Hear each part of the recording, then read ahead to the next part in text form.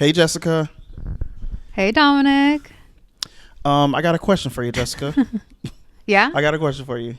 Have you ever been on a train? Yeah, I've been on a train. Yeah. Where'd you go on a train at? What's it? Tell me your train story. What's up? Um, hmm. So I've been on like scenic train rides. Okay. I've taken one in Mexico. Hmm. I'm trying to remember where from, like what the state was that we departed from. And then I've been on a train here in the US, but I can't place it. Okay. Okay. Have you been on like a no, Greyhound's the buses. Have you been on an Amtrak here in the US? In Amtrak, That's it, an Amtrak. Uh-huh. is that like the subways and stuff in like in the Northeast? No, Amtraks Okay. are like, so I don't know if you are familiar. It's a little lesson for you here. Cool. The cool, U.S. has, for such a developed nation, right, Yeah. terrible infrastructure for this type of transportation. Yeah. We don't have very reliable trains or like buses or fucking anything Yeah. really like public transportation. sucks. Yeah. Yeah. Yeah. I can Yeah. see that. Yeah. And so Amtrak is the only one that will do like state to state passenger trains. Oh no, I never been on that before. That sounds lit. Yeah. Well, they're pretty outdated. Okay. Nowhere near what some other countries have. Yeah. Because there's some countries that have things like bullet trains. Yeah. Oh, you stole my story. So I was going to tell you about the time that I went on a bullet train. I did. So I've What? been on two When have you trains. been on a bullet train? I've been on two train rides before. One, I was up visiting some friends in Philadelphia. This was years and years ago when we were in college. It was pretty fun. I went to go visit them in Philly, and we rode the train just for the experience. It's pretty great. The second time I've been on a bullet train, yeah. So I visited Japan. This is actually pretty recently. I visited about 3 or 4 years ago, I think. I visited Japan. I did not know this. Yeah. So Are you lying? No, I'm not lying. So I got on You the went to train. Japan? Yes, I went to Japan. I got on a train. It was pretty cool. You're lying. No, I'm not. Can I tell I'll my let you story? finish your little story, but you're lying. Yeah, Okay, yeah. why would I be lying? It's so Go ahead. silly. Okay, Brad Pitt, you went on a train in Japan? Yes, there were the. It was really cool, but it was a really, really long train. Right? It's a bullet train. It was 16 cars. 6 of them were first class. 10 of them were, what do you call it? Were just normal people, right? I don't know. You were on the train.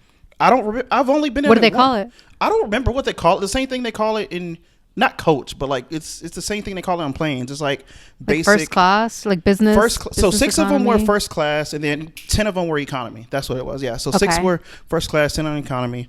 I was riding first class, of course, because why not, right? So I was there. It was pretty cool. Each stop was only a minute long, though. Each stop only lasted 1 whole minute. And I remember being there the entire time really nervous, like, oh, shit, I'm going to miss my stop, like, because it was a different country. I didn't really know the language. I didn't know where I was going, whatever. But I ended up getting off at the right stop, thankfully, right as some really weird stuff was going on. Like, there was these 2 twins, and they had guns, and they were shooting, and there was this big pink and white mascot thing that was kind of cool. Brad Pitt was there. Ironically, it's funny. You Oh, mention it. okay, He was there. okay. Yeah. Which cabin Pretty was cool. Bad Bunny in? I didn't see Bad Bunny actually. I did not see Bad Bunny there. So Was you this, weren't in first class. There was this weird guy who was like howling, and I guess he did look a Okay. little bit like Okay. Bad Bunny, but I don't think it was him. But anyway, yeah, it was a great experience. I heard the train blew up later, so I got off just in time, I think.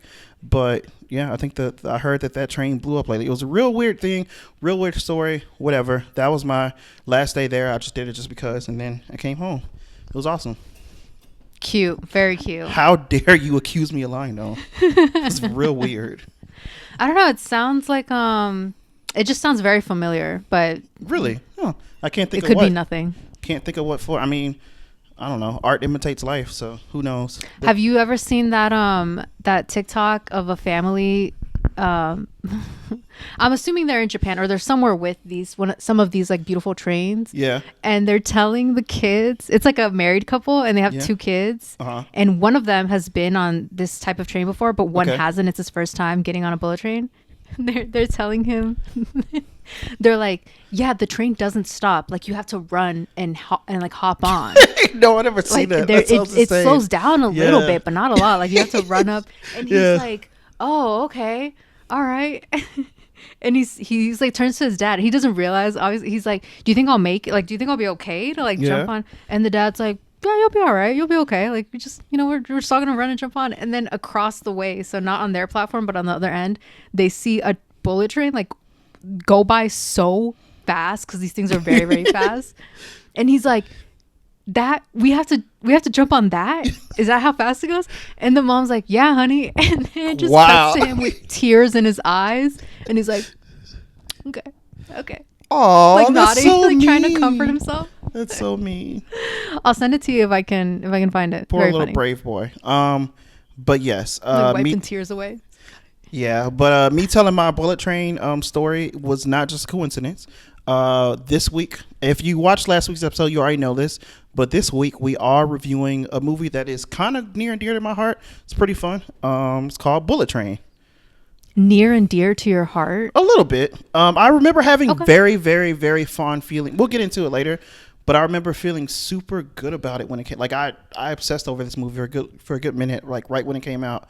But I think it's also like around the time it came out. You know what I mean? Like it felt, it felt like it was post COVID, but it still felt like it felt post COVID. COVID times. Yeah, like a little bit. Like Okay. it felt like the movies were kind of coming back. Like they had already been back for a bit, I think. Yeah, But yeah. it felt like they were still kind of coming back. They were still kind of empty. It wasn't anywhere like how it is now.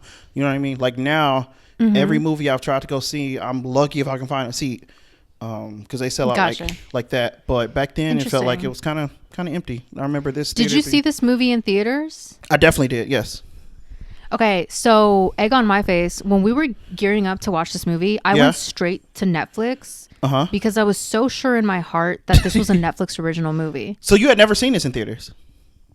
I'd never seen this in theaters. I am Was this sure your first I time watched watching this this? streaming. Oh, okay. No, No, this was no, not my okay. first time watching it. Okay. But I've seen it streaming before, and I think I assumed this was an original movie to whatever streaming platform it was on. And I assumed Netflix, and I don't mean this as an insulting like a stereotype, but it feels very Netflix original to me. You thought this was like Red Notice. How dare you? How dare you Red Kinda. Notice this movie? I thought I was like very Squid Games esque. No. I mean, yes and no. Yes I would and argue no. Squid Games a little bit better. Season 1 just a little bit better. Disagree to disagree. Like I was genuinely no. shocked. Like when it didn't come up on Netflix, I was like, "What the hell?" And I went and googled it yeah. to find out that actually no, this was a real. Well, this was a movie A theater theatrical movie. release. Yes, it was a Theatrical real movie. release. Yes, it was a real boy movie for sure. But it was good. Yeah, but we're this week we are reviewing Bullet Train. So don't Yeah. forget to like, subscribe, and follow us on Spotify as well. And we're about to go ahead and get into the review. You ready? Ready? All right, let's do it.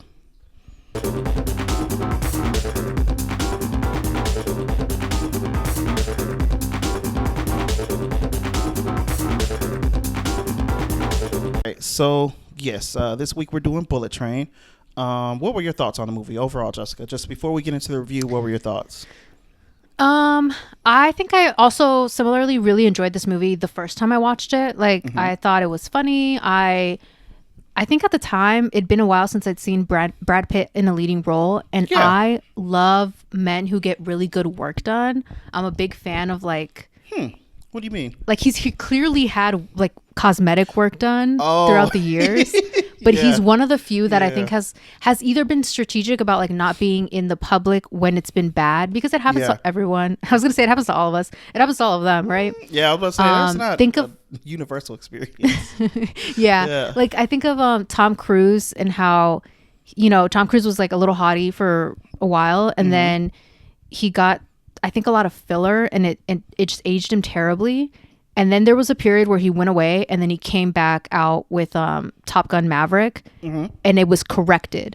Yeah. So we got to see him in like a little shitty phase, and it was like, that's okay, because he just needs like revision work. Yeah, yeah. And I would argue we've never seen Brad Pitt look awful. And this No. movie at the time was like, I was like, oh my God, he looks fantastic. His little highlighted beach waves, Yeah, no, he looked just really a diva. Good. He looked very good in the movie, and I think for what it's worth, I think he brought a lot of energy and a lot of energy isn't the right word. I think he brought a lot of just oomph to this character, to his character, to the main Yeah. character. I think it was great. That being said, I feel kind of similarly. I alluded to it a little bit earlier in the episode, but when this movie first dropped, in love with it, obsessed with it. I was like, yes, this is great. I was going around quoting him and Tangerine and Lemon like left and right all for the next like couple of weeks. I went back and watched a little bit of Thomas the Train Engine, just cause I was like, yeah, this is great. Cute. Yes, exactly. That being said, I only watched it once when it came out in theaters. Loved it. This is my first time since it came out going back and rewatching it, and I was like, okay. And admittedly, and I don't know really if it says more about me or the movie, but I was more excited. Like when we spun the wheel last week, right, to determine if we're going to watch the movie, I was so pumped. I was like, hell yeah, I get an excuse to come back and watch this movie. And then I was really excited all week leading up to it. Then I sat down in my living room on my couch. I had my little plate of food. I started watching the movie, and I was like, all right, this is cool. And as it went on, I was like, I became a little bit less and less and less excited. And overall, I still really enjoy it, but I think there are a few kind of not glaring, that's too strong a word. I think there are a few kind of obvious issues with the movie that show itself, especially on your second watch through, for sure. Yeah, I feel like similarly, like I was telling Dominic before we started recording, this is the type of movie that if you've never seen it, I recommend it. I think it's a fun watch. But to me personally, there's very little like rewatchability factor. And I don't mean that as a negative. Like I think it's fine for some movies to be like, oh, this was so much fun, and that's it. Like this is not a movie that, you know, like I need to go and buy the limited edition Blu-ray disc because I know I'm gonna play this thing over, and like that's not it. It's not that type of hype. And I think part of it is because it hinges so much of it's like interesting plot points on these like reveals or like this thing where like, ooh, plot twist, or the whole story comes together. And if you've already seen that, that's no longer like an interesting thing to like keep you hooked throughout the movie. So for me, loses a little bit of rewatchability. It has been years though since I've seen it, so I was still like, oh, I remember that. It was more of that. It was like, oh, I remember how this tied all together. Oh yeah, exactly. I remember the fucking Hornet or whatever. Right. Yeah, for sure. Yeah. Let's get into it. I guess specifically the review itself. I feel like I'll start off by saying this. Lemon and Tangerine, the twins, they stole the show for me. They were the cream of the crop. I can't imagine it's weird because I don't remember them being so important the first time I watched it, but now not so important. That's wrong. Like they clearly were really important, but it felt like the second time watching it, it felt like they were kind of the main characters and everything. Yeah, absolutely. And then when you look at how everything falls together and how all these characters interact, they're kind of like the linchpins of almost everything, which I really, really enjoy because it feels like that, right? Like every scene that has them in it is captivating. It's hilarious. I found myself, even the second time watching it, kind of on the edge of my seat. Like, what funny shit are they going to say next? Like that, you know, it felt like that the whole movie. I think I could watch, if the movie was just them, I could rewatch it 10 times, literally. If the movie was just them, I could rewatch it over and over and over and laugh every single time, for sure. Yeah. I would argue that I don't know if it's the writing necessarily or if it's just maybe the actors. I don't know. There's something about Lemon and Tangerine that felt like they were the only characters I believed had an authentic emotional connection. Yeah. Yeah, and definitely. An investment to one another. And obviously an investment to one another wasn't going to happen with any of the other assassins because they don't know each other. Right. But like even the father whose child was pushed off of the roof, there were moments where that felt a little flat where I was like, okay, like it felt so removed. And I, you know, not to discredit this actor, I just felt a little like I cared more about these little moments where you see you know, Lemon or Tangerine make a reference to their twin, right? Right, exactly. That felt more like heartfelt than some like familial connections here. So yeah, I think it was a combination of everything. It was their characters, I think, were also just given like a richer backstory because for sure. Yeah, because you kind of needed to have that. Like otherwise it does feel a little too jokey, and everyone feels a little too superficial with the exception of these two. Yes. I But want yeah, they were incredible. Love them. I want to put a pin in something you just said real quick, but I don't want to skip too far ahead and lose our train of thought. But I do want to put a pin in something you said just now. You mentioned, I'm trying to think of the exact line you just said. You said that they had a really good backstory, and if not, it would have felt too jokey. Just remember that just for a moment. Yeah. We'll come right back to it. Just remember that for a quick second. Okay. But yes, it's who was your favorite? Who was your favorite out of the two, lemon or tangerine? Tangerine. Tangerine, interesting. I was a lemon Yeah. guy. I thought tangerine. Yeah, I could have pegged that. Oh wow. What are you trying to say? What are you trying to? No, I'm think it's curious. 'cause of the two, Lemon feels like such a character. Like Lemon feels like, what is he doing as an assassin? You know what I'm saying? Like if Yeah. you didn't have Tangerine, Yeah. I don't think he'd be in this business. I think he'd be like Yeah, a teacher, yeah, I like can a see school that. teacher, right? Yeah, he's such And a that good- feels yeah. very like a character written that way, who's like obsessed with Thomas the Tank Engine. Is that- Yes, Thomas the Thomas Tank the Tank Engine. Yeah. Yes, and has that philosophy to encapsulate how he sees people and reads people. That feels very Dominic. I like Tangerine for being an absolute dick. Like he's such an asshole. He has moments where he's like, "Sorry, didn't know there was a lady present here," and he like apologizes for cussing in front of the prince. Yeah. There's moments for Tangerine where I'm like, oh, I think he's more my beat, and it doesn't hurt that he's played by an absolute like eye candy, Aaron Taylor Johnson, Aaron Redacted Johnson. I don't know how familiar you are with his lore. Nope. I don't think we need to get into that. Okay. I was gonna leave it up to you. If you want to go that route, we can do it. If not, hey, that's cool too. Have you seen him in anything before? You have seen him in stuff before, right? Probably, yeah. He looked familiar. Aaron Taylor Johnson. He played Quicksilver in like the shitty X-Men movies. Yep. And he was Kraven. Yes. Yeah. Okay, I remember. Yep. I didn't watch Kraven, Yeah. but I know he was like, yeah, okay. Just to put it out there, because I feel like he was like groomed by his wife, who he's still married to, who was like in her 40s when he was 17. Oh, yeah, I remember this now. Okay, I remember Yes. this now. We talked about this before. I remember now. Okay. I Yeah. remember now. Yep. You're So right, anytime I see him in something, I'm like, God, what a talent that we don't get to see because his fucking grandma of a wife keeps him locked up. Yeah, It's very unfortunate. it I'm is, hopeful for 'cause- their divorce any day now. It is, and he is amazing. And you know what? It's funny Yeah. when I was watching it. When I was watching it yesterday, I thought similar to you. I was like, oh yeah, this is very Jessica coded. Like I knew when I asked you this question, you would prefer him, just because, like you said, he is kind of just this sarcastic asshole the whole movie. But it's great, Mm-hmm. and I think it works especially well for him because the moments when, like, there's moments where he does kind of seem like he's an asshole, but he's not an evil person, if that makes sense. And really, a lot of these characters in this movie aren't like evil, right? That sounds corny, but he's not like a bad person. Yeah, He's just, yeah, they're hired assassins. Like exactly. That's just these are it. not Yeah, good people. just- Yeah, exactly. They're not great people. They're not There's- good people, but they're not horrible either. There's a tiny flashback that we get where they're children, Mm-hmm. and God, it's gonna make me cry. Oh yeah, Lemon is sitting in front of the TV, clearly watching Thomas the Tank Engine. yeah. I'm And he not was saying so that wrong. excited. Thomas the, No, he's that so is it. excited. And do you know what he's holding? Did you see that? I don't remember. I probably did. He's holding a little wooden train. Oh, He's like clutching a little wooden train, and behind him, like in a recliner, is Tangerine Yeah. sitting, and he's holding a plastic gun. Excellent visual storytelling. No, that is. I was like, literally oh, perfect. Okay. Well, and you know. and he's looking at him with so much adoration in his eyes. He's like clutching his gun, like sitting back, smiling. It's so sweet. It is so sweet. Who do you? I think he says a line as well, Tangerine, that's Yeah. like, lemon doesn't bleed.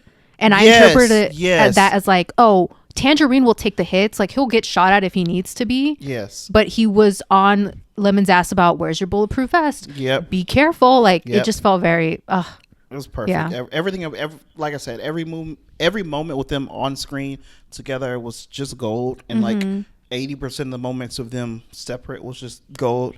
yeah. I was gonna ask, just real quick, as far as their backstory goes, who do you think was?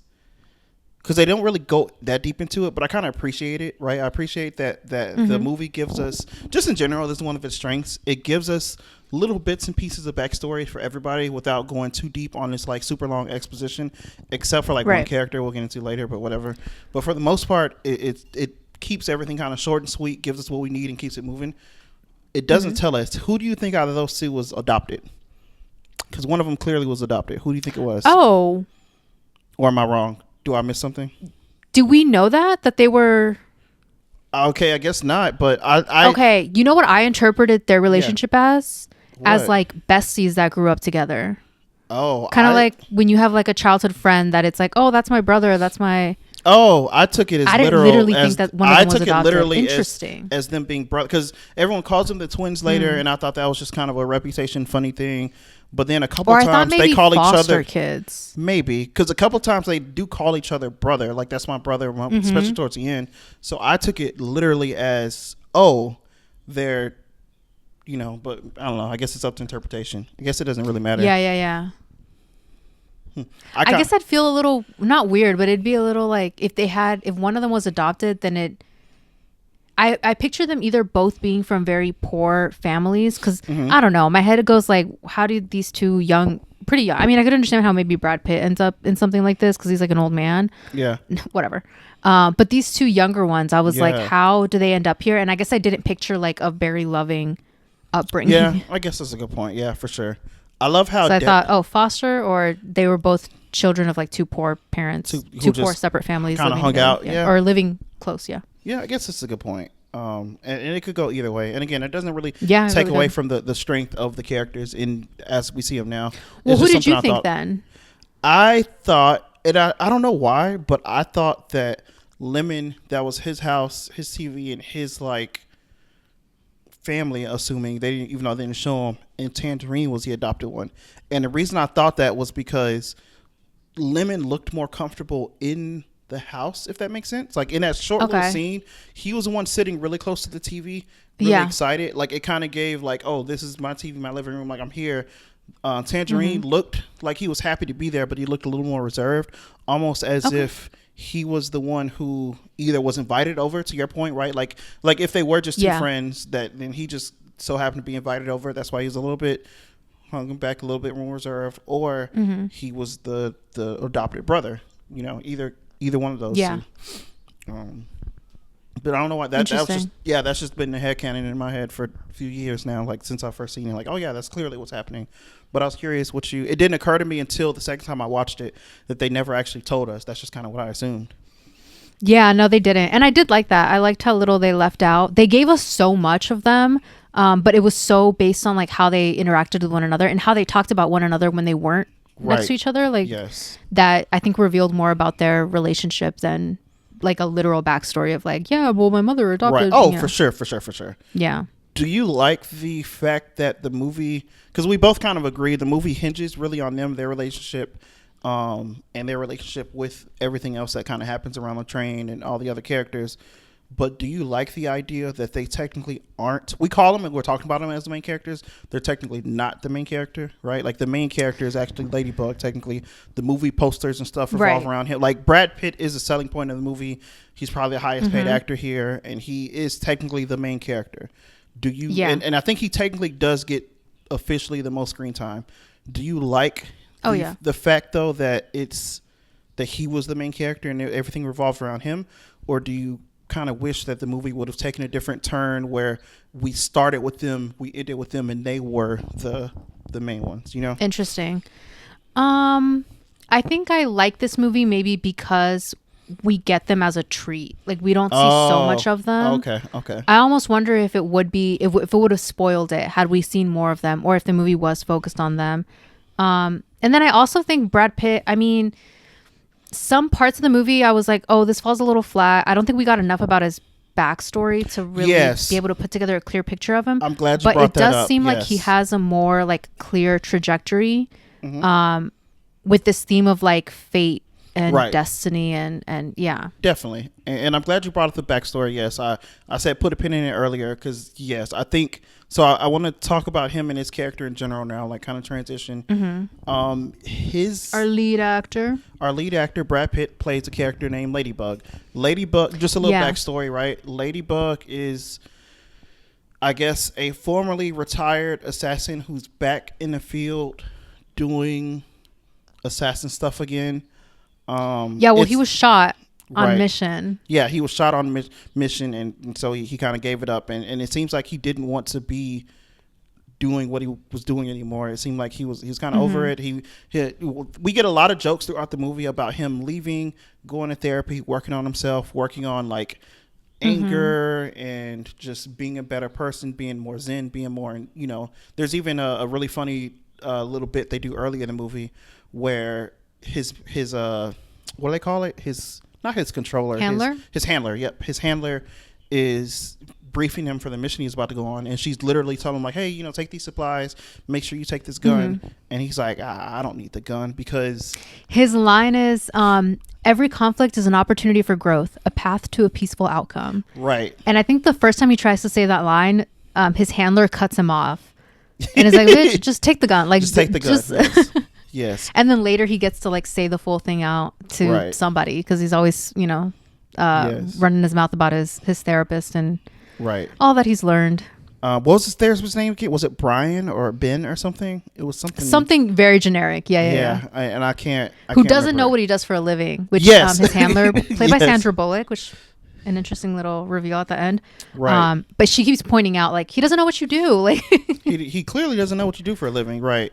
And, Yeah. And at first it sounds like kind of just a funny joke, but by the end I think she's right. It's like, this is terrible advice for someone in his line of work. Like, it doesn't Yeah. work. And yeah, but I want to talk about him because it's funny, you talked a little bit just now about how if we got too much lemon and tangerine, they would have kind of fallen flat. I can't fully say this because, again, and I want to, you know, reiterate, most of the criticisms I have of this movie, I did not feel that way the first time I watched it at all. And so it's kind of Right. like, it feels a little unfair to point out, like, watch something a second time that maybe isn't even supposed to be consumed that way, like not in the theater, not really impressive with awesome sound and everything, a second time, right? Kind of unfair. But that being said, I do feel like his character started to wear on me a little bit by the end. It started to fall a little flat, and I was like, all right, you know. And it's a combination of a couple things. I think the biggest offense, the biggest reason why his whole therapy act by the end got a little tired for me was because they didn't really give us enough. I know I praised it earlier, the movie, for not delving too deep into like just random exposition, right? But I do wish we could have gotten I wish I would have known a little bit more about what his deal was. Like, I found the first half of the movie being like, I know technically why he's on this train, right? He's on this train because I guess you can just do that in their agency, but he's literally there because the actual guy who's supposed to be there called in sick. Fine, cool. That's a funny joke, and I think that joke is hilarious.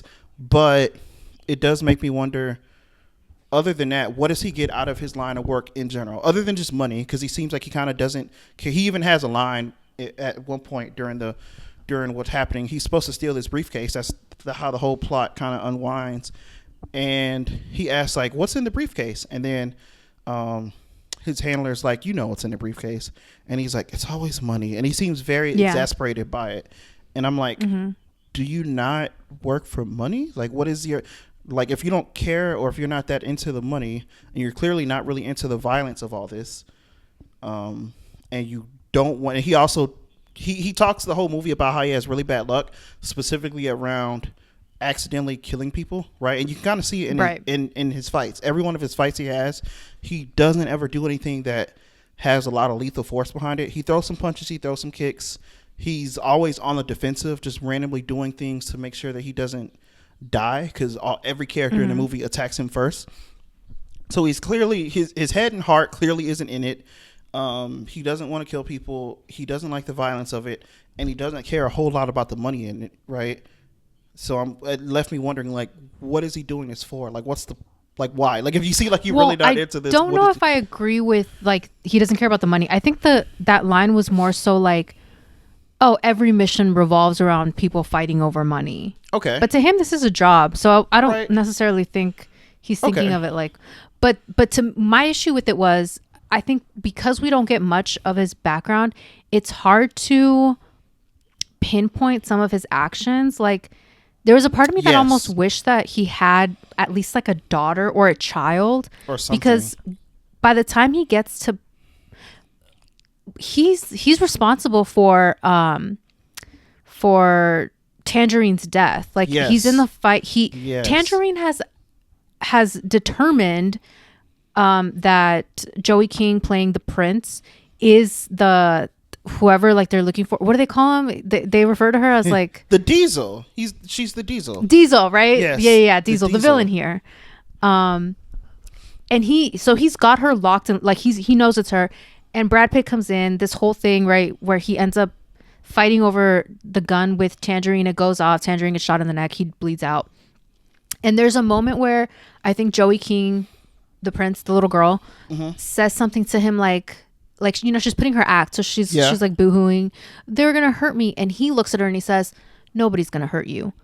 I think that scene would have mattered to me if I knew, oh, maybe there's a part of him here that's thinking like, she looks about my daughter's age, you know. If we got something. But otherwise it was like, oh, he's a terrible assassin, which he is. I mean, we know he's really like, not that good at this. Yeah, he's not that good. He has bad luck. But there were moments where I was like, oh, this could have been helped had he just had a tiny bit more, not a whole lot, just like some of the other characters. I didn't need him to like, you know, like constantly take a picture out of his daughter and like look at it. Right. But if there was just some small, like if in a conversation with his handler, he made a reference to like, I don't know, like if he walked past one of the plushies and was like, you think my daughter would like this? Like something, anything. like anything it could have that, it could have been even more subtle than that. It could have literally been like his handler could have like, because I agree, having some kind of connection there would have helped ground him a little bit and give us a reason to care about all these random fights and bullshit he ends up in. You know what I mean? But I think it could have been hella subtle. It could have been something like he's talking to her, like you said, and I don't know, like she says something along, brings up his wife, or like even brings up one of his old missions, like something like, oh man, that didn't work last time. Like, you sure you want to go that again? And maybe she's referencing like, because they kept bringing up that one mission that where he met the twins. I forgot where it's at, but Bolivia. And apparently that one seems like it could have been traumatic. Maybe that's the Well, reason. that was the one that took him out of the game. Right, but but you're right. Picked that up. They reference it and they don't. Right, and I only picked up on that the second time I watched it, but I didn't even pick that up on that the first time because it's not enough there. It's very like it's really easy to overlook that. But overall, I don't mean to make it seem like I hate his character or anything like that. Like he was really, really funny. Like the first time I watched it, I thought he was hilarious. I thought all his little. I think also Brad Pitt funny. just has like a surprisingly good like sense of comedic timing. Which, Definitely, yes, and it works really, really well. Yeah, how dare a man be good looking and funny? I know, and apparently a really good fighter. That's the other thing that was interesting. He was pick one. Yeah, right. You have a struggle. Not pick a struggle. Have a single struggle. Anything. Give us something. I did point out. Well, I wrote it in our notes because I looked this up. I was looking up like random things about this movie. This movie had a between 86 to 90 million production budget. That includes the $20 million right? that would paid out to Brad Pitt. And that's not a whole lot, right? I feel like for like a theatrical release. Yeah, I feel like for like a big AAA movie, it's not a lot. A lot of movies get into the hundreds and it easily. And the fact that it stayed under 100 million seems like it's. Well, I think part of it is there wasn't a whole lot of like practical. No. It was a lot of CGI. Like a lot of scenes. I'm like, we're up against a green screen. Yeah. But I didn't have a problem with how it looked though. Did you have a problem with the presentation of it or the fact that it wasn't practical at all? So I thought it looked kind of cool. No, I'd have an issue if this was like 150, 200 million. Because like, where the fuck did that money go? Like, yeah, right. Yeah. But it just shocks me that so much of it. I mean, that's a big chunk of it. That's more than 20% of the budget. Just to him. To your lead. He was Brad in comparison, I think I googled how much, because we did Charlie's Angels last week. Was that last week? No, 2 weeks ago. 2 weeks ago. Yep. We did the Odyssey last week. Yep. Yeah. And because I was just curious. So 2000s movie, because that movie had a similar budget. I think it was like 95. If I remember, the production budget was something around there. Really? I wouldn't. Yeah. These are two totally different types of movies. Like they're on location for a lot of that stuff. Like They're I see what literally you're on the saying. beach. I They're see on what the, you're you know what I'm saying. saying? Yeah, and that's more expensive. Yeah. And it's like, how is but I mean, you got to pay But Brad listen Pitt. to this, Yeah, because I think it's so bizarre to me. They're the three are leads, right? We Yeah. have three leads. Cameron Diaz, top earner at 12 million. that surprised me a little bit that she was the top earner, I guess. But Get ready for the big surprise.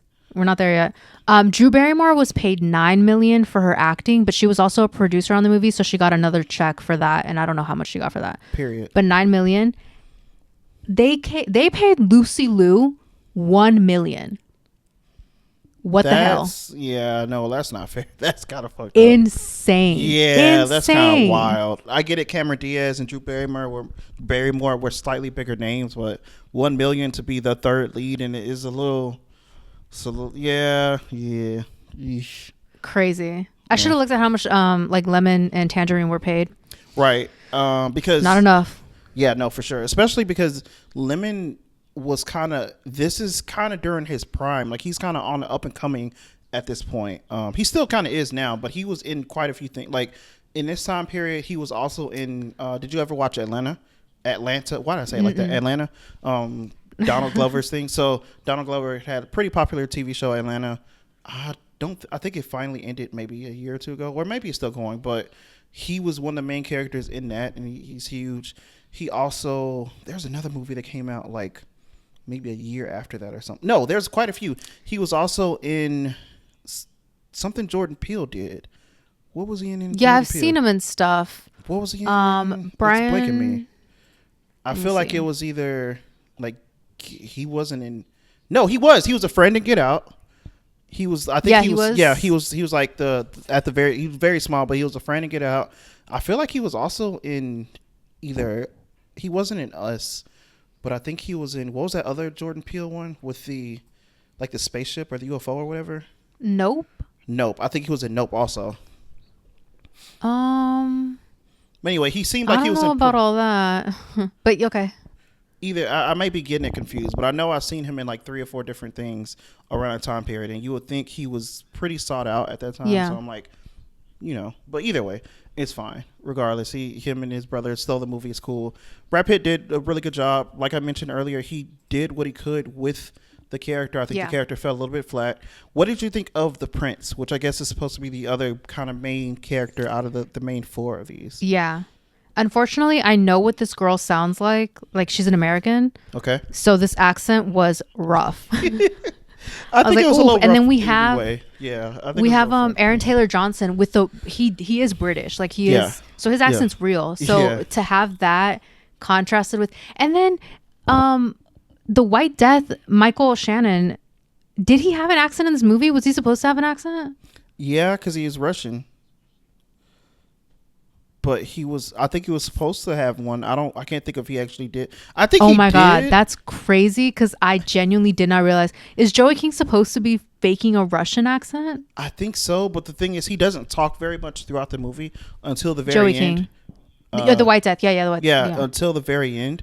But when he does start talking at the end, he talks so loud and he's like yelling because he's getting really Yes, passionate. it's hard to- that whatever accent he could be having just disappears, just Yeah. flies out the window anyway. Also, the son, Logan Lerman, also terrible accent work.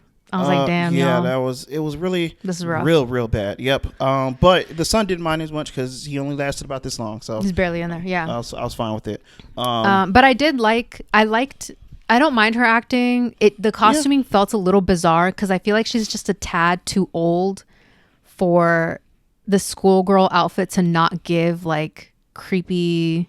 Like, what are we doing here? You know what I mean? Like, if she was a little bit younger, I think it would Yeah. have been believable as like this is an outfit for her school. But it doesn't read that way. It reads a No. little too like. Well, I was wondering going on? how And then the old is makeup she? as well. I was wondering how old old is she's she supposed to supposed be, even the movie. Yeah, Couldn't because tell it's you. like it feels like they go back and forth between calling her a little girl, even though she doesn't look Yeah. that young to me. Uh-uh. But then she also apparently has been around long enough to, like, I don't know. The her whole thing was weird. She was probably the only character I wasn't the biggest fan of both times I watched it. I was like, So the only woman. Kidding. okay, well, not the only woman. No, because we know we get Sandra Bullock at the You end. wanted the Marie. faceless Sandra Bullock throughout the movie. I actually thought she was hilarious. Loved her. Yeah, I liked her. I really liked her. My favorite line she has one of my favorite lines in the entire movie, and it's really random, but I just really liked it. There's a point where Ladybug is supposed to get off the train with the briefcase and in the mission, but of course all kinds of shenanigans and hijinks and stuff happen, and so he doesn't get off in time.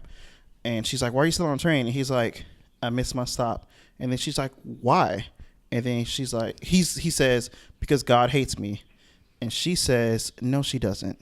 And I just thought that was really, really cute. I was like, "Oh, Love it. yes." I think it gave her a lot of character for just like a generic handler. Like Yeah. she really. I even wrote in my notes like it felt like, especially as the movie went on and he started kind of just breaking down and freaking out, like he seemed like he was so in over his head that it was kind of cute that she was there to kind of bring him down and calm him down a little bit. You know what I mean? Almost like a little mini therapist while it was going on, while everything was happening. Yeah, I like that at the end. I think he like it. I think he could have played it up a little bit more when he does see her. Like they. Yeah. I don't want to say reunite, but like in person, you know, she's there to pick him up. Yeah. After the big fight scene at the He seemed end. decently excited, but like. Well, yeah. I think he like starts to tear up. Yeah. And I think I would have just appreciated if he just straight up cried. If he like cried Right. and she like maybe pat him on the shoulder. I think it would have been funny. Like, oh, okay, yeah. Anyways, all right. Anyways, we're moving on. Right, exactly. Yeah. I want to talk about one of my probably the most random casting in this movie, but I loved it. Loved every second of it. And I think you know what I'm going to say. is this Mr. Channing Tatum? Okay, maybe the most second random. Please tell me it wasn't Ryan Reynolds. Oh, no, okay, I guess maybe the third. No. Then who the fuck am I missing? Bad Bunny, the Ryan wolf. Reynolds. Oh, was I so- guess I didn't think of him as like a random. Well, To yeah, me, it he's was randomly random. cast in this. Yeah. I was and- thinking like like little characters. When you said No. random, and my brain went like itty bitty little. No, characters. I mean, you mentioned it Yeah. just now. I do want to give Channing Tatum his credit because I think he did a good job of just being a little weirdo in this movie. I think that was. I think perfect. we've said I think I said Brad Pitt has great comedic timing. I would argue Channing Tatum in every movie Channing Tatum is in, flawless comedic timing. Like Yes. that boy He's knows so funny. how to play the role he's in perfectly. And this Yes. one was no exception. I think I listed him as an eager man. Yeah, you did. Yeah. Brad Pitt's like, you want to make an easy $200? And he like gives him a look up and down and he's like, is this like a sex thing? Which is a valid question. It's a totally valid question because if a stranger walks up to you on a train, it's like, you want to make $200, especially with like Brad Pitt, the way because he probably was he was a little bit sweaty, and I think maybe he might have had a button open on his shirt, or like he looked. Yeah. You know, you could be like, okay. Yeah, he gives him a once over like. Yeah, exactly. And then later on, But then, yes, later on, Aaron Taylor Johnson, because Yes. the whole thing was, you know, he gives him $200 to put on his bucket hat and like his glasses, so that when Aaron Taylor Johnson passes by, he mistakenly thinks that that's him, yeah. and he does. He approaches him. He doesn't look him in the back, like he's talking to him from behind his shoulder, and he says something. I don't know what he says. And Channing Tatum goes, "Oh, is this a sex thing now? Like, is this it? Is this part of the sex thing?" Yeah, and he just looks at him with disgust, like. And then a third one, we get him again, like a little button Yes. at the end, like the rule of threes in comedy, right? When Aaron Taylor Johnson walks by after some like Yeah. fight scene, so he looks so good. They put him in this beautiful like blue suit, Yeah. little Yeah. jacket, vest, whatever. He walks by and Channing Tatum watches him go and then goes, "He has a great walk." He did. Yes, he did. I mean, he did have a really So nice good. walk. Yes, he does have a really Yeah. really nice Yeah, walk. yeah. Yeah, for sure. That was a little sidetrack, but no, I'm glad we talked about that though. He was. But we're talking about hilarious. Bad Bunny. Yes, who was Yeah. funny but not. Was this as his purposely first funny. movie? I couldn't say for sure, but it was the first one I've seen him in 100%. I think it might be. I think it might be the first, because I remember this feeling like, oh my God, we're getting Bad Bunny in this. Right, which was Something came out recently. has he been in, like, is he an ongoing actor? Has he been in other stuff since? Yes, this? there Okay. was something recently. I think Caught Stealing with Butler. What's his name? Something Butler. Austin Butler. Austin Butler. Austin Butler. He's in that as well. And it's the same vibe, like a little part that's like just like a little treat for the girlies, you know? yeah.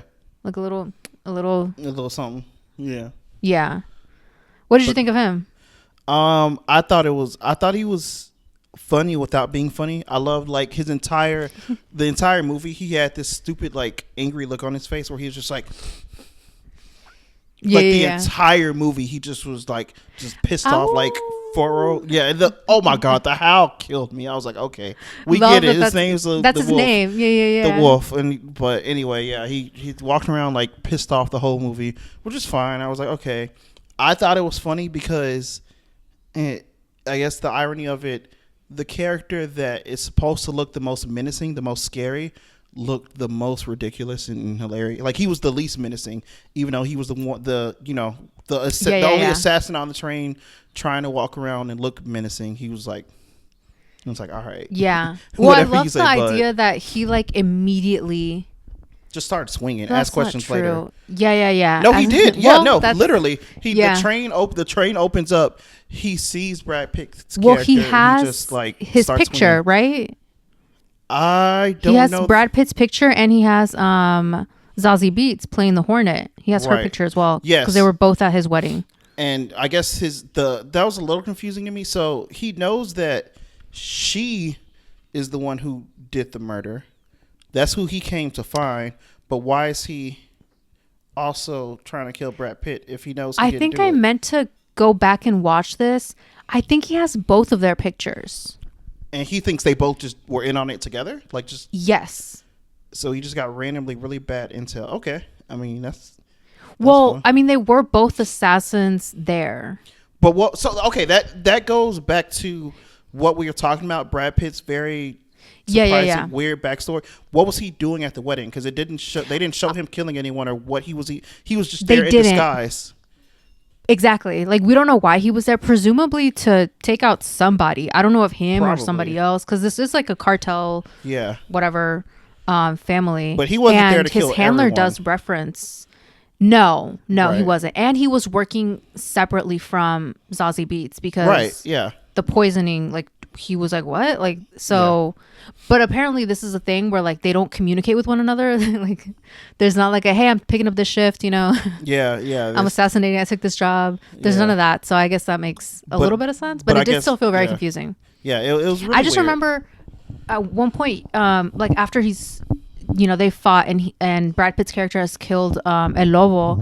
He pulls like a folder out of his, or an envelope out of his suit. Yeah. And in it he finds, it's an envelope with 2 X's. Yeah. So 2 assassins, and he finds 2 pictures, and I don't know if we see the first picture. I'm assuming it's him, but I know he's looking at the picture of the Hornet when Yes. she walks into the train, Yes. whatever, the cabin that he's in.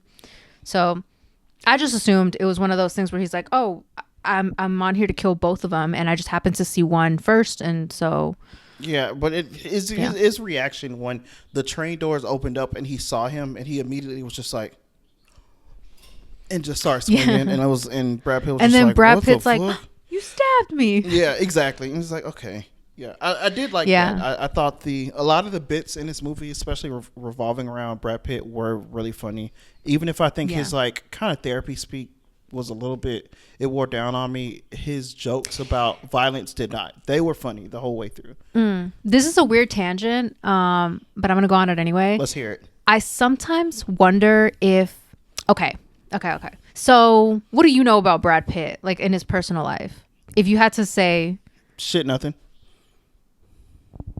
I'm sorry. I do you know one thing about him in his personal life? Maybe one thing he did to an ex-spouse.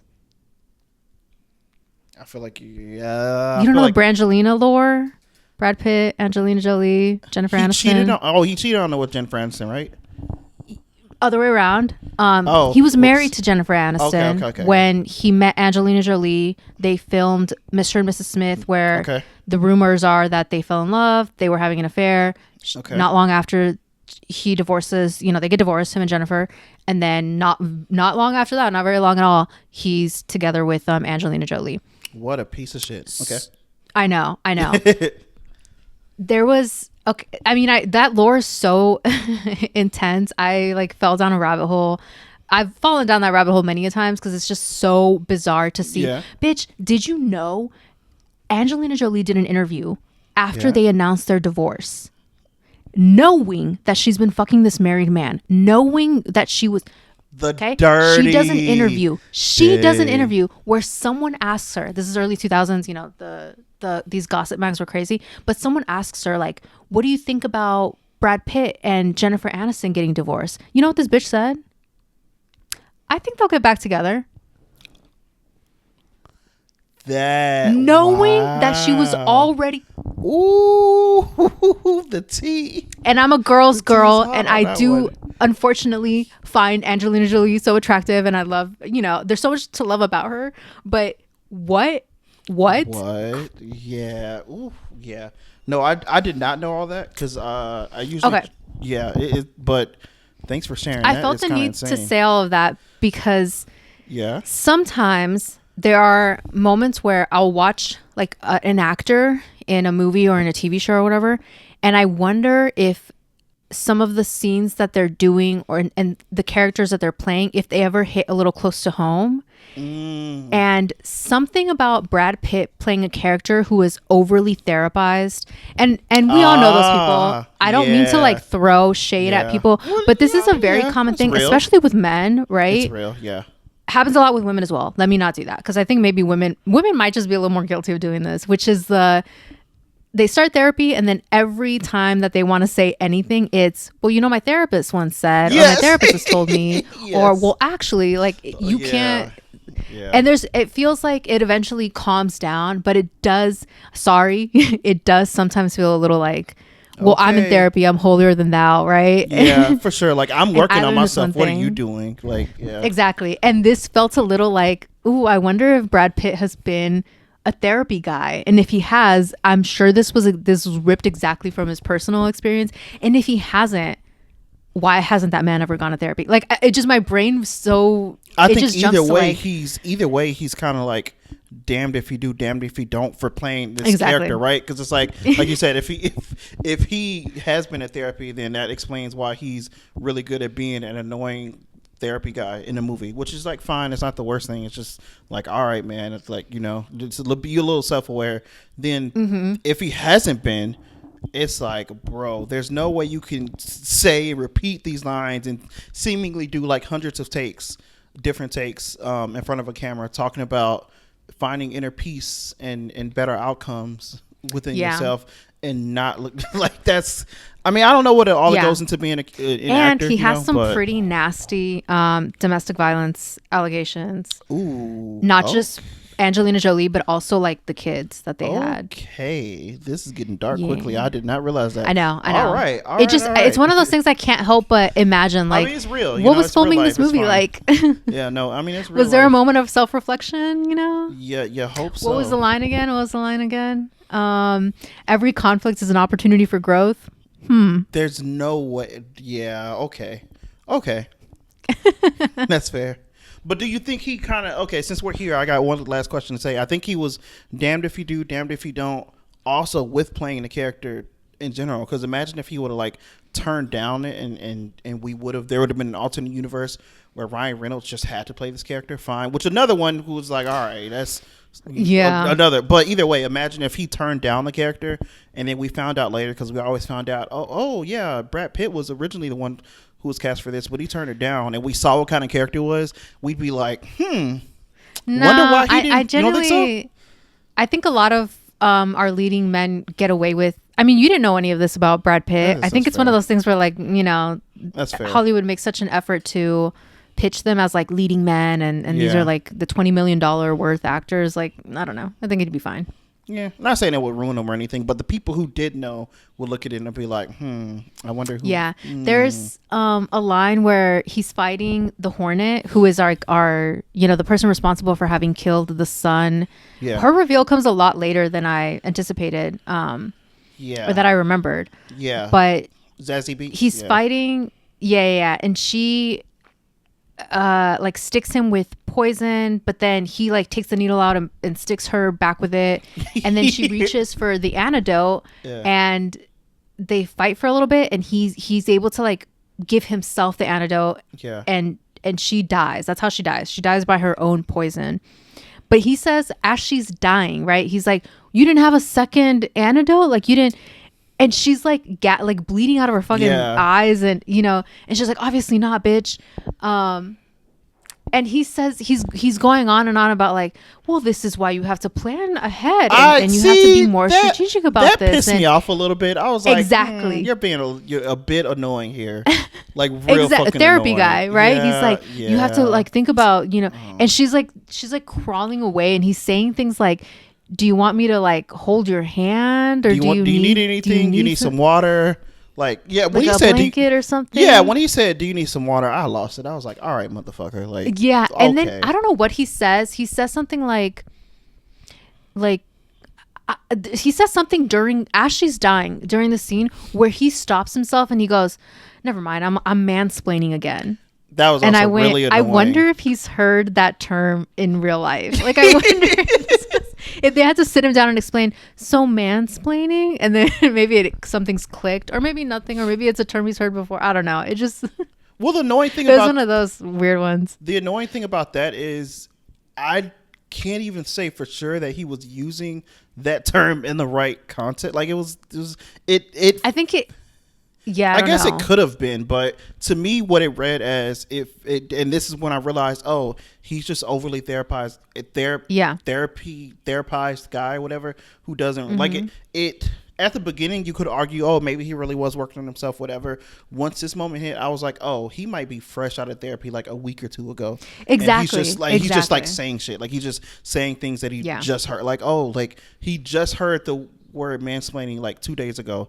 Probably not even from his therapist, from like a friend or something, and this character just said it, and I was like, okay, all right, all right. You say and so. I do think everybody benefits from therapy. I don't want it to seem like I'm. Yeah, no. It just feels very Yeah, we all know those type of people for sure. It's like you can too much of a good thing, too much of anything can be a bad thing, and I think weaponizing therapy in your real life with personal family, friends, or other assassins that you're trying to kill is pretty annoying, pretty bad. We talked a little bit about it earlier, but the visuals and the editing around the visuals, right? What did you think of it? Because this is a very, very fast-paced movie, super fast-paced. So, okay, I think the editing is a little. I would agree that the editing does feel fast-paced at times. I will always be pro trimming the fat, including this one, including this movie as well. I think we're over the 2-hour mark, which is, you know, still bearable. Only a little I think it's bit, still not too long, but a little bit over. We're probably right at the 2 mark, right? You got to account for like the extra long credits, but the only thing I didn't love about this, and I think it's in my head, it just goes to like, I know that shooting fight scenes can be tough. Like I imagine that's really hard to do, like to coordinate it with stunt people and stuff. It just sometimes felt a little too choppy for my taste. The fight scene specifically? Like a punch and then we cut, and then the receiving of that punch, and then we cut, and then we cut to a different angle. It felt a little like, I imagine it's easier to do that than it is to try and coordinate a fight scene where you don't have to cut nearly as much. Well, I think the big reason, well, not the reason, right? But I'm guessing the reason why two reasons that a lot of those fight scenes look like that. One, they kind of wanted to give us the feeling of it being fast paced on a train, like shit happening like that, like, you know what I mean? Like, because we're supposed to believe the train stops every, I don't know, however many minutes. They never really said how often it stops. They just said it only stops in that spot for 1 minute. And there were moments where in that 1 minute they were fighting, and they have to have almost an entire sequence during that minute, right? So it's like, I think, and obviously it takes long. Each one of those probably takes a little bit longer than that. And so I think part of the reason it was edited like that was to make it feel a lot more fast paced than it was. I think which is just fine. I think I didn't actually mind the editing on it. I thought that was pretty cool. I thought the fight scenes were one of the strengths of this movie. I think the other reason why it was edited like this, though, is because they also, kind of similar to the first point I made, but each one of these, I guess, scenes seems like it was filmed in a very, very small space. And I love action movies who do that, right? I love when instead of fighting out in a field or in a warehouse across an entire thing or throughout, we're like, hey, we're in this little Yeah. room, like a half of a room. You got like, or behind a counter or like, on top of a bar, and it's like this is all you got to work with. Like, make it work. You know what I mean? So it's you get a bunch of like kick, punch, like stab, like right here in their face. And I think that you can do that from a far away angle, I guess, and it looks cool. But I think it's easier probably if you're doing it up close and maybe filming like one person and the other than the other, and it have it a little Yeah, choppy. if you're like constantly breaking, I imagine it's way easier to Right. film and put together. For sure. Probably harder to edit, but easier to film, maybe. Yeah. But that being said, I actually liked it. I like how it came together. But I could see why you and a lot of other people may not be the biggest fans of it. Because like you said, it does kind of drag out the runtime just a little bit, for sure. Yeah, just a bit. I do love some of the visual callbacks. Yes. I think they got a little. I think we could have done with maybe like one less. But Oh, for sure. We have a visual callback to the water bottle, the Fiji water bottle. I think that was the best one of the Yeah. movie as far as that was the best one. Yeah. But then we also have like Hornet. Like we get to see this giant who's been dressed up in this like giant plush cat. Yeah, it was the same. It was the same one I saw when I was on the train. Yeah, it was cool. Keep going. Why did you stop talking? I wanted to make sure you realize I didn't laugh. Oh, okay. I was just a Wow. little awkward. Wow. Okay. What was the name of the cat? You remember, right? No, I don't. Right. Anyways, Right. It's okay. Let's. Plaster all over that fucking train. All right. Yeah, there's stuff like that where I was like, oh, that was cute. But then I feel like they Yeah. did it for some other things that I really didn't care Yeah. for. I was like, oh, okay. There was one instance where I think there was some stuff that felt a little, my gripe again with like a little over exposition where I think it's Ladybug on the phone with his handler explaining like, oh, the poison from the snake that I saw it just felt, and then we get to see like, I was like, yeah. bro, I got it. Like I figured, I have eyes. I was watching the movie. Yeah. I understand that. They gave us the whole, this snake, and we cut to like a man doing an interview about this poison snake and how, it congeals the blood, and then we cut to like the snake a couple of times, and I'm like, enough. I'm not an idiot. I got that. Yeah, definitely. But they were very far and few. I think overall the movie was still pretty tight. Definitely. You mentioned the runtime of it. I actually kind of would have. It seems like if you were to try and condense it a little bit, correct me if I'm wrong, you would cut out a few of those moments you just mentioned, as far as the callbacks, and then maybe a little bit with the fight scenes and stuff. Me personally, I would take a different approach. I would leave 95% of the movie exactly how it is. The very end, I think we can cut that in half. And I'm talking from the fight once the White Death shows up. Yeah. I agree. I'm talking from realistically, probably maybe even a little bit before that. I think this movie does a lot of really cool stuff, and it builds like a lot of momentum. And it did a good job with taking all these crazy characters that you're wondering like how the hell did they all end up on the same train, and kind of bringing it all together in a really cool way. And I think we get a lot of, like I said, we build a lot of momentum towards a really cool climax, and then Tangerine dies, and then from there it feels like after he dies, most of that momentum kind of just like, it's like, all right, like we spend way too much time on the train with Lemon, who has just kind of resurrected, come back to life, and Ladybug and the old man just kind of That's like what I was gonna say. arguing. How did you feel about, because that was a big thing, and I guess I understand how thematically it pulls in this idea of like fate versus chance that Ladybug sort of is crucial to that conversation. But this, the elder, the father, that all felt like I would have just cut it. I know it's part of like the reason that Didn't need it. Yeah, you needed it, but I just didn't know. For as much screen time as it got, it didn't feel very emotionally compelling. So I was like, No. you could have done without it. For sure. Like I said, I was gonna say pretty much, not literally everything, obviously, but I think anything that happens after After Lemon comes back to life, which happens a few minutes after Tangerine dies, we probably could cut most of that in half, and especially that part you're talking about with, the elder and it's fine, I guess. But I honestly thought we really didn't even need the beginning part with that. You know what I mean? Like, I think it would have been. Movie opens. Isn't that crazy? Don't really need. It's fine, I guess. I don't mind having these two. I think the purpose of the father and the elder is to have these two kind of normal-ish, grounded characters, or at least they feel that way, in a world full of like almost wacky cartoon characters, right? Between Lemon, Tangerine, Ladybug, even the handler, the prince, like all these crazy ass, and then you just have two kind of sort of chill people. I don't hate it, but I do think it's a bit unnecessary, and it really drags on ending way too long. And especially as much, and the other part is, and I didn't hate this as much, but at the very end with the Sandra Bullock reveal, awesome. Loved it. I remember being really excited about it at the theaters, but the whole like 5 minutes before that, when they're on a train and the train feels like it's crashing for like 5 minutes, like it's rolling and rolling, and and I'm just like, first of all, how would any of those them survive even half of that, right? What is fine, whatever, it's a movie.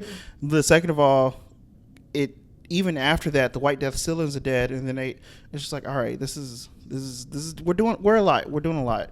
And so by the time we get to Sandra Bullock, I'm kind of like, all right, this I'm ready for the movie to be over. And it is about over, but I don't know, the whole ending sequence, I think we could have trimmed a lot there. Yeah. I did love, and this felt like such a beautiful wrap up for Lemon and Tangerine, was we see, the White Death is dead, and Ladybug and the elder and the son, like they're all fine.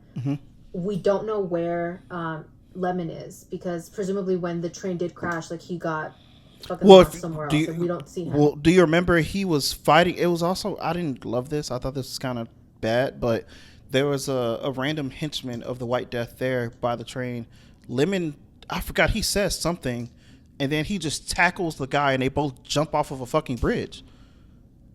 While the train's still going. Yeah, while it's still going. Yeah. It happens just like this. What I mean is, by the time we get to, like... Yeah, we don't know where he is. Right. Yeah, we don't know where he is in that moment. Right. But we do get the prince who, like, comes up and wants to... I don't know. She's, like, running her mouth about something. And out of nowhere, this truck of tangerines... Oh, yeah. ...runs her over. Yeah. And it's such a quick thing that it's almost like, oh, okay... But then we get a callback to that later, which I almost wish we didn't. I don't know. I feel like that could have been shot or edited a little bit different, because I do love this idea that there was a moment where Lemon separates from Ladybug, the elder, and the son, and he kind of, and he like, I think he like takes out a guy. The guy in the water. He like turns around and is able to kill him, and then he stops this truck full of, and he stops it, and he looks and he goes, it's a tangerine truck. It's full of tangerines. It just felt so sweet, and the fact that he then used that to run over the woman that was responsible for his brother's death. Yeah, I was like, oh, it's so pretty. I think he says tangerine out loud, and I was like, you know what? And I don't hate it. I think I would have loved it more if he just smiled and we got the reference. But I love that he out loud tangerines. Yeah, no, for sure. They definitely could have let that, but it was still a very cute moment. Yeah. But yeah, overall, I think that's pretty much all my thoughts on it. Overall, love the movie. Like you said earlier, it's great. The first time you watch it, if you've never seen it, you're gonna be like, "Whoa, what the hell is this?" And you're probably gonna be impressed. It has some really great action scenes, but I think the biggest strength of it is just how funny and witty almost every character in it feels. Yeah. What about you? Any final thoughts? Yeah, I think this might be like my last time watching this movie. I can imagine. She's like, yeah, this is it. Yeah, this is it. But it is one of those movies where genuinely, there's a lot of movies like that where I watch them and I'm like, oh, I know now if I have a friend who I think might like this, I'm down to recommend it. But I personally can't see myself tuning into Disney Plus to go and watch this. Yeah. No. It's fine. I think it still holds up as a first watch. Yep, fun watch, but there's nothing wrong with that. Yep, that is nothing wrong with that. Yeah, for sure. But that's been our review of Bullet Train. Now, normally this is the part of the show where we would have a wheel. Do you still have the wheel nearby or no? Yeah, I have the one from last week. Okay, so normally this is the part of the show where we would spin that wheel and we will determine what we're going to watch next week. There's Bullet Train. Yeah. Okay. This week's going to be a little different. We are going to have to temporarily put the wheel on the bench because we're going to kind of leave it open. We have some things going on next week. We are definitely going to watch a movie and record it and stuff. We just don't have it fully planned out, I guess you could say. But yeah. Do you want to give a little sneak peek of why we're changing things up? Yeah. So You next, want to dox yourself? yeah, I next don't want week. any creeps to know where I am. I feel like it won't. By the time this comes out, it'll probably be like a good. That's what I'm saying. It'll be a That week was after a we could. joke. Oh, okay. I thought you mean yeah. Anyway, yeah. No, we're going camping. We're going camping / hiking. Yeah, camping / hiking. Up in Okay. up in the I mountains. feel like What? our friend Daniel would be so upset at hearing us calling this trip camping. Okay. Not a tent. In I sight. wouldn't want to. I'm sorry. I wouldn't. I'm not trying Not to a offend. sleeping bag. I'm not trying to offend the camping elite here. Sorry, but like, yeah, you know what I mean. Either way, we're gonna be gone. We're gonna be in The granola eaters. That's. I don't know why that sounds like such an Derogatory. insult. Yeah, exactly. Like, Because it is, girl. Fucking granola No. eaters. I have recently found a new love for the store REI. They're actually really nice, which is unfortunate because it is fun to make fun of them because it's funny people. But yes, we're going. I would call it glamping because we're in a cabin. love that. Yeah. A cabin in the woods. It'd be funny if Ah. we don't watch that movie. I mean, I feel like at this We point, just- you just gave away the whole. So I feel like we can't We're now. gonna be But on a lake.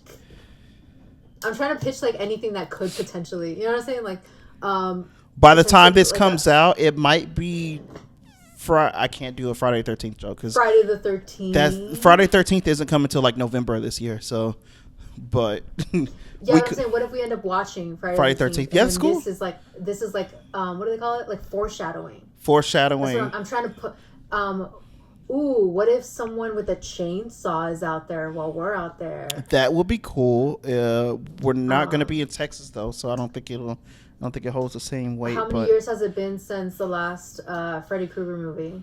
Because Oh, I it don't comes know. out every 20. the nightmare, yeah, I don't know, but hopefully we don't have too many nightmares. I can't do it, but I'm not gonna do it. We're But hoping to watch a scary movie while we're there and Yes. potentially record a podcast there, or maybe back home post trip. yes, yeah, for sure. But either way, y'all will definitely see it, and you'll hear. Maybe we'll give them a little bit about what the trip was like and what watching the scary movie out in the woods actually, was I'll add in about. like some pictures. I'm taking my little shitty digital camera with me on this little camping trip. So Yeah. we'll have pictures and we'll talk a little bit about what Georgia was like. Yeah.